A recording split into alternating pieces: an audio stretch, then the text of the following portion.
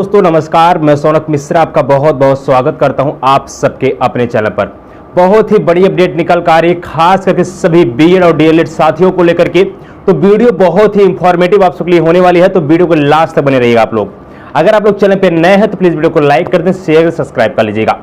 आपको पता है आज है 24 अप्रैल और आज के दिन एमपी हाई कोर्ट में एक बहुत बड़ी सुनवाई होने जा रही थी और एमपी हाई कोर्ट में जो सुनवाई हुई है उस पूर्णतः सुनवाई समाप्त भी हो गई है। आखिरकार एमपी हाई कोर्ट में जो आज एक बड़ी सुनवाई थी बीएड को लेकर के, उसमें क्या हुआ? क्या बीएड जो चयनित हैं उनको सेफ बचा लिया गया है कि या डीएलएड की जीत हो गई है?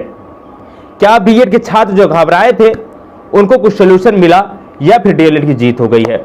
इन तमाम चीजों पर हम चर्चा करेंगे, शुरू से लेकर लास्ट तक एमपी हाई कोर्ट में किन किन चीजों पर बहस किया गया, इन सब चीजों पर हम चर्चा करेंगे। उससे पहले फिर से रिक्वेस्ट है, फिर से निवेदन है, आपसे भी इतना मेहनत किया जा रहा है तो प्लीज शेयर सब्सक्राइब जरूर कर लीजिएगा। बात करते हैं एमपी हाई कोर्ट में दोस्तों सुनवाई को लेकर के। देखिए, केस को टेकअप किया जाता है लगभग 2 से ढाई बजे के आसपास में। 2 से ढाई बजे केस को टेकअप किया गया। यहां पे दोस्तों लगातार बड़ी लंबी बहस हुई है, लगभग 4:30 बजे तक बहस हुआ है। 4 से 4:30 बजे तक इसकी बहस किया गया है और लंबी बहस हुई है और 2 से ढाई घंटे इसका बहस हुआ है। आज सी लागू सर ने पिछली सुनवाई में बोल दिया था कि हम एक अंतिम हियरिंग करेंगे 24 तारीख को।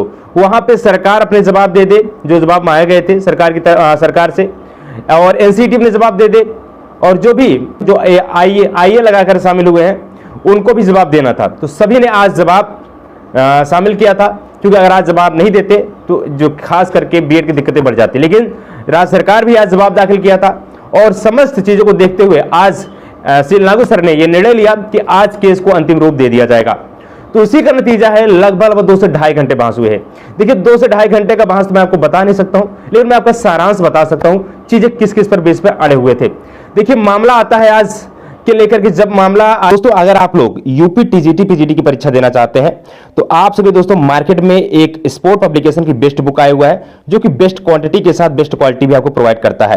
यहां दोस्तों आप देख सकते हैं हिस्ट्री का दोस्तों ये आप सबके पास बुक है, और यूपी पीजीटी अगर आप एग्जाम देना चाहते हैं तो इस बुक को आप जरूर परचेज कर सकते हैं। दोस्तों प्रवक्ता इतिहास स्पोर्ट पब्लिकेशन का है और इस प्रश्नों को बहुत ही बेहतरीन तरीके से तैयार किया गया है। और विषय सूची आप दोस्तों देख सकते हैं, प्रवक्ता चयन परीक्षा 2000 पीजीटी, इसमें कितने प्रश्नों को कुछ तरीके से वैकल्पिक में तैयार किया गया है। तो आप इस बुक को परचेज करके ये 2009 में, 2008 में, 2000 जहां जब भी पीजीटी एग्जाम कराया गया है उस प्रश्नों को उठाकर इस बुक को तैयार किया गया है। तो कहने का मतलब अगर आप रिवीजन करना चाहते हैं तो ये बेस्ट बुक है आप सबके लिए। तो आप इस बेस्ट बुक को जरूर परचेज कर सकते हैं। आपको निजी मार्केट या डिस्क्रिप्शन में लिंक मिल जाएगा, उस बुक को आप जरूर परचेज कर सकते हैं, जो कि स्पोर्ट पब्लिकेशन की बुक है। आप लोग अगर टीजीटी पीजीटी परीक्षा देना चाहते हैं, इतिहास का ये सब्जेक्ट है, आप लोग इस बुक को जरूर परचेज कर सकते हैं। शामिल किया जाए कि नहीं शामिल किया जाए, तो तुरंत जो डीएलएड के अधिवक्ता है तुरंत बोल पड़ते हैं सर इनको शामिल नहीं किया जाना चाहिए, क्योंकि ऑलरेडी ये लोग बाहर हैं। और इसका नतीजा आप देख सकते हैं, राजस्थान में भी ये लोग ऑलरेडी बाहर हो चुके हैं, पटना में ऑलरेडी बाहर हो चुके हैं, जिसका हवाला दिया गया डीएलएड तरफ से हवाला दिया गया था।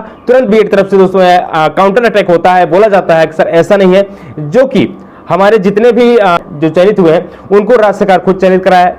और खास करके जो राज्य सरकार हाई सुप्रीम कोर्ट गई थी 8 अप्रैल के मामले को भी चर्चा किया गया बहुत बारीकियों से। दोनों लोगों से इस केस के बारे में बारीकी से पढ़वाया गया। देखिए, दोनों लोग से पढ़वाने का मतलब क्या होता है, अगर आपने 8 अप्रैल का मामला देखा है और आपने देखा है तो आपका पॉइंट ऑफ व्यू क्या है उस पर, और आपका पॉइंट ऑफ व्यू क्या है। तो दोनों लोग, चाहे बीएड की तरफ से चाहे डीएलएड की तरफ से, तो बीएड वालों ने अपना पॉइंट ऑफ व्यू बताया, डीएलएड वालों ने अपना पॉइंट ऑफ व्यू बताया, जो आपसे मीनाक्षी अरोड़ा थी उन्होंने अपना बताया, और जो पटिवाली सर ने अपना बताया। तो कहने का मतलब है बहुत घमासान एक प्रकार से बोल सकते हैं, जोरदार बहस हुआ है और 2 से ढाई घंटा बहुत ज्यादा बहस हुआ है। ये पक्ष भारी रहता, कभी ये पक्ष भारी रहता। तो कहने का मतलब है टोटली अगर देखा जाए जो कन्विंस हुए हैं आपके श्री लागू सर, वो पहले से बीएड के पक्ष में थे। अब बोलेंगे कि सर कैसे आप बीएड की बात हित की बात कर रहे हैं। देखिए, मैं बीएड की हित की बात नहीं कर रहा हूं, जो चीजें लॉजिकल उसकी मैं बता रहा हूं। आपको पता है एमपी हाई कोर्ट वर्ग 3 की फैसला आज से नहीं पेंडिंग है, बहुत दिन पहले से इस केस को सुना जा रहा है। और लगातार ये केस जब सुप्रीम कोर्ट में चला जाता है तो श्री लागू सर 3-3 केस की सुनवाई नई डेट दे देते हैं, सुनते ही नहीं केस को, बोलते हैं सुप्रीम कोर्ट जो आदेश है उसका हम पालन करेंगे। आपको पता है इसके बाद 8 अप्रैल को माननीय सुप्रीम कोर्ट का आदेश आ जाता है, वो बोलता है सभी 11/2023 से पहले जितने भी चयनित हैं उनको शामिल किया जाए, बाकी को बाहर कर दिया जाए।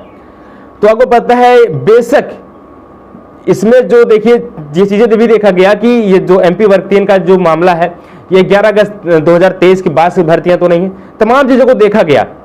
और जो यहाँ पर आपसे लिए पॉइंट ऑफ व्यू देखा गया जो सब्जेक्ट आउटकम है उनके लिए दिक्कतें थी, आज उसका भी विस्तार हो गया है। और एमपी हाई कोर्ट में ये बोल दिया गया है सील लागू सर के माध्यम से, बीएड की तरफ से उन्होंने दोस्तों मुस्कुराते हुए जवाब दिया है कि बीएड मेरे पॉइंट ऑफ व्यू से ठीक है ना। तो ऐसे में अब ये अंदाजा लगाया जा सकता है कि जो सील लागू सर ने कहा है इससे यही अंदाजा है कि जो ऑर्डर को रिजर्व किया गया है वो बीएड के हित में आने वाला है। तो जितने भी बीएड डिग्री धारक हैं आप ध्यान रखिएगा, आप सबके हित में निर्णय आने वाला है। तो बीएड की आज जीत हो गई है, आने वाले जो रिजर्व ऑर्डर में ये फैसला आ जाएगा इसको सूचना मैं आपको इस चैनल के माध्यम से ही दूंगा।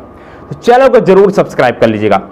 आज का सुनवाई समाप्त हो चुका है, 2 से 2.5 घंटे बहस हुए हैं, बीएड के डीएलएड दोनों अधिवक्ताओं ने बहस किया लंबे समय से।